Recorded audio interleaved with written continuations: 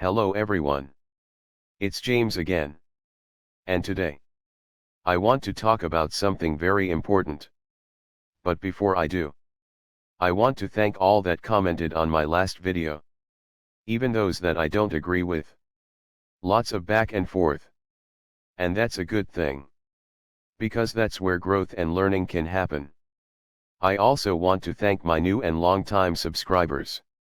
And if you haven't subscribed yet, please do so to be a part of this channel's growth. Don't forget to click the bell to be notified each and every time I make a new video. And don't forget to share and like. Because this can help push this type of content to the front of YouTube. So more people that need it can find it. And I want to say thank you to those that put up with my cartoon robot voice. I do appreciate it and I appreciate you. Things may change in the future. But for right now, this is what I have. So thank you for your understanding. Also, if you want to support further, you can do so by the way of Patreon. And if you are already supporting via Patreon, I humbly say thank you. Now on with the topic. Did you know that good people can do the same things as a narcissist? Did you? You see in my last video, which I will link below for you to watch if you haven't had a chance to. But in it, I talked about how crooked the family court and divorce laws are. I acknowledged several times in this video that narcissism affects men and women, I believe, at the same rate. However, though more men come out on the losing end of the stick in divorce and family court, there are honest, good, decent women that get destroyed by this same system as well. Now, why is this? Good people can do the same things as a narcissist. I will explain more in a moment. And in this video I talked about some of the women that have noticed marriage rates dropping. So they've taken to YouTube talking to men to ask them to not abandon marriage. And how they just need to find the right woman. So forth and so on. Some will admit the laws are crooked. Some won't even address it. But in my last video, I asked if some of these women are upset that marriage is taking a nosedive. Why aren't they working with their state representative to fix this problem? Because as I mentioned before, this will not only benefit men but women as well. As I've mentioned, if you marry a narcissist, it will be easier for you to get away from such an entity. But at the same time they won't have the ability to destroy your life and everything you've got. However, I also mentioned, fixing such laws will help get those that aren't narcissist back on track. And them having an easier time not getting swayed by the media brainwashing system to do evil and bad things to the person they are with. Now most of the comments, you can tell both men and women got the facts loud and clear of what I was talking about. But there were a few that seemed to miss the points I was making and things I said altogether. Now I'm not addressing them directly on some points. Because it's good to have an opinion about things. Though one mishears something someone said or didn't say. However, I want the masses to know. The reason why marriage is taking a nosedive is because good people can do the same things narcissists do. If they are brainwashed enough and tempted enough to do so. And that's a fact. However, to address one of the comments that was made. No. Talking about such topics doesn't alienate women at all. Actually it includes them. Because though I believe there are far more men scared of marriage, there are indeed women that weren't swayed to do evil. They played the game straight and honest. And they were taken to the cleaners. And they just like most men are scared to death of marriage as well. But they too would like to build a family. And have the sense of security that family can sometimes and is meant to bring. But we must understand we are living in a world where there is one trap waiting for us after the next. And to think, well, I'm good. And they are bad is missing the point. Because good people, if they are unaware, and sometimes even if they are aware, can still fall into a trap where they do something that a narcissist might do. Now the difference is they might feel bad about it and repent. But also like the narcissist, their first impulse might be to lie about the wrong they've done. And we've all done this at least once in our life. No matter it be for something small or big. Or in the middle. We've all at some point in time lied to save face or to avoid getting into trouble. So to address one of the comments, that these type of women are narcissists. No. No. Not all of them. Same thing as the men. But in the example of the woman, a man can meet a really good woman. A woman that wants to do the right thing. A woman that sees marriage as a great and wonderful and important thing. Then she goes to work. And there she finds women trying to tempt her and sway her to falter on her marriage and the man she's committed to. And again, it's not straightforward. There's a lot, and I do mean a lot, of trickery involved. And before you know it, she's slipping. Now do you think it's a straightforward thing where she says she slipped and admits it? And tries to find a way to fix it? Or do you think the more human response to lie and cover it up is what by and large happens? That's right. Trying to lie. Trying to shift blame. Trying to gaslight. And she might not even be a narcissist. But this woman is caught in a situation where she doesn't know what else to do. Because admitting her wrongs will paint a bad light on her, and she doesn't want that. Now I must admit. Can and does this happen to men? Yes. But. And there is a but. Men are more solitary. Men don't group up with other men, teaching them how to cheat and steal a woman's money. Now that doesn't mean men aren't out there cheating and stealing a woman's money. You just don't find an accepted group of men at places such as work talking about this kind of thing. However, you do find this with women. Now are these statements bitter or alienating to women? Not at all. Actually, this should anger women greatly that other women are working hard, planning and scheming to throw a monkey wrench into their relationships. But here's the thing. Fixing relationship laws and family court laws to where things are fair would do several positive things. One of which would give people that are for the most part good room to pause and think about things carefully before they do something that could harm their relationships. Just because you may be married or you know women that are married that would never dream of doing this or that or the other, doesn't mean it will never happen. And it doesn't mean that having this kind of power over another person is right. You see, though, there are good women out there that believe they will never go against their marriage vows. They still know they have the power to destroy their husband if they so desire. And that's power that no one should have. You see, though, there are many things that happens in Scandinavia I don't agree with. However, what I can say is going to family court for them is very uncommon. Because it's set up where there is no big winner, unlike in the United States and a few other places. Everyone pays their court costs, both the man and the woman. And both parents are expected to raise their child equally. So because this is the cause, when divorces or breakups happen, the two parties tend to work the matters out themselves. Also too, I can imagine if the demon is on the woman's shoulder telling her to cheat, as the demon has been on the man's shoulder many times before, I doubt she's thinking that if a divorce happens as a result, she will come out with the house, the child, the money, and all the cash and prizes like what happens here in the West. When you are thinking about things in a, well, that's what a narcissist would do kind of way. You are missing the point. Yes.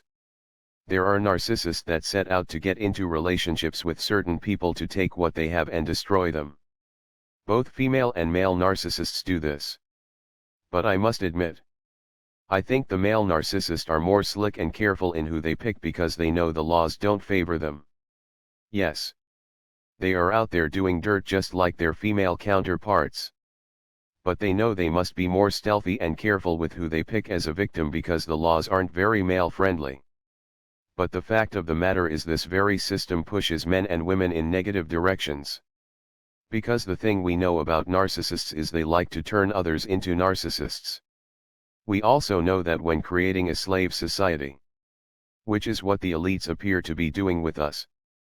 But when creating a slave society, the way it's done is to undermine the strength of the men in the group, and place the women above the men, and have the women rule over the men. And by and large that is what is happening in our society. Like it or not, that is what we are seeing take place.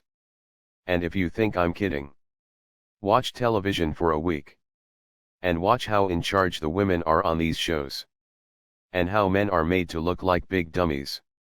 But then you think, well, I'm not like that. Well, I don't think like that. Well, that's great, but the billions that are watching such television programming aren't as strong as you and are infected with this brainwashing. Here's an example I've given before. It's illegal to walk up to someone and just hit them right. Well, what do you think would happen if doing such an act was made to be perfectly legal? It would take some time. But after a couple of decades you would have the masses walking up to people and socking other people because they just felt like it.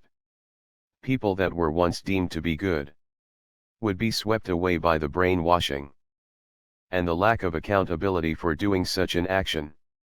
And before you know it, it would become normal place. Well, the anti-male groups in Aaron Pizzey's day. And I know I keep on saying her name, but I implore you to please look her up. But in Aaron's words, the women's movement wasn't about women's rights. It was about a select few imposing their toxic thoughts and beliefs onto everyone. And their thoughts were that all men were evil and bad. However, Aaron realized that many of the women that she took into her shelter were just as abusive to their male partners and even their own children as the men were. However, her peers didn't want to hear that and wanted to cover this fact up, so much so that Aaron's life was threatened on multiple occasions. Now, is talking about this alienating women? No. Not at all. This should anger women that they've been lied to all to push an evil agenda. Because abuse is not a man or woman problem. It's a human problem. But you have to keep in mind, these anti-male groups that are heavily funded, I might add, by a lot of rich men that want to dominate us and turn us into slaves. But these anti-male groups greatly affect the family court and divorce laws. Keeping in mind their slogans are things such as, the family unit has no place for men, just women and children. Or, women will never be free until the family unit is destroyed. Or, children make good bargaining chips in a divorce. Then take a step back and look at what is happening. It's the exact agenda that these anti-male groups started to push so many decades ago. Meanwhile being heavily funded by rich men that want to take everyone over. And it's not done just by the laws. It's the laws in conjunction with the brainwashing. Because again, as I've mentioned before, though in times past, we had narcissists, we also had good people doing bad things. But society didn't praise it. Society taught women that if a man lost his job and you ditched him, you were a bad wife. Now did it happen? Yes. But it wasn't seen as normal happening in society. Women were also seen as loose or improper for letting a man in her home without her father, husband or son at home. Now did women cheat? Yes. But it wasn't praised, and there being a stigma, I bet gave women a moment to pause when tempted. And men. Same thing. Men that were players and running out on their family weren't seen as real men. They were seen as the scum of the earth. Now were there men that did this horrible behavior? You betcha. But again, it wasn't praised. But right now, women are praised for ditching a man, stealing the children, and the money. Heck, they are even taught how to do it. And they are hit with these images and other brainwashing propaganda, and the laws fit right into place. Here's another example. And something I'm going to talk about more. Why do you think record companies put out artists that glorify drug selling and using, along with lyrics talking about these young kids taking other kids' lives, stealing each other's women, and selling your soul for fortune and fame? Because they want to fill up the jails, that's why. Think about it. The jails are now a for-profit private business. What do you think would happen if for the most part music pushed a positive message to people? And there was a negative stigma to being a part of a gang. That's right. These jails would have very few inmates. But somehow magically most of these music companies push music that promotes violence, drug selling and drug using, and the taking of life. And the jails are packed. Something to think about. Well, these same social engineers are working on you women. Night and day and day and night. And just like the last example, there are a lot of people that can listen to that music and won't go off and commit a crime. But enough of them will listen to that music and commit horrible crimes. To the point where the evil agenda is taking place. So though you may say, though these social engineers are good at what they do, they weren't able to sway you. That's good to know. But guess what? They were able to sway millions of other women without knowing they were being brainwashed. And convinced this is just how life is supposed to be. Good people can do things that narcissists do, sadly. They by and large don't set out to do these things. Though some do. And they by and large feel bad about what they've done. Unlike the narcissist. But the damage to the family unit is the same regardless. Because just like the gang member example, not all of these kids start off bad. Many are manipulated into a life of crime. Many got sick after they pulled the trigger their first time. Many didn't want to rob another person but felt they had to because if they didn't the other gang members might harm them. Peer pressure is real.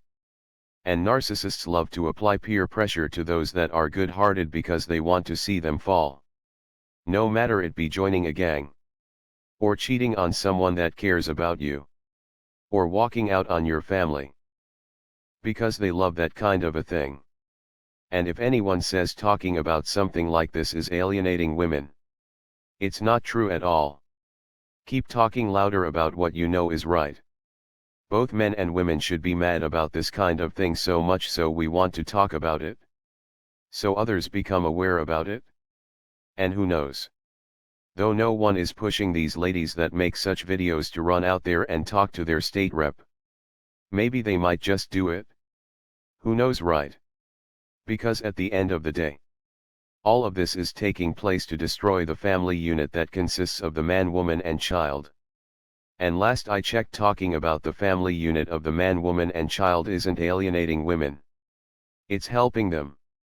Along with helping the men. And most importantly the children. Something to think about. Well, that's all I have for now. Please tell me what you think. I would like to know. And until next time. Bye for now. And be good to yourself.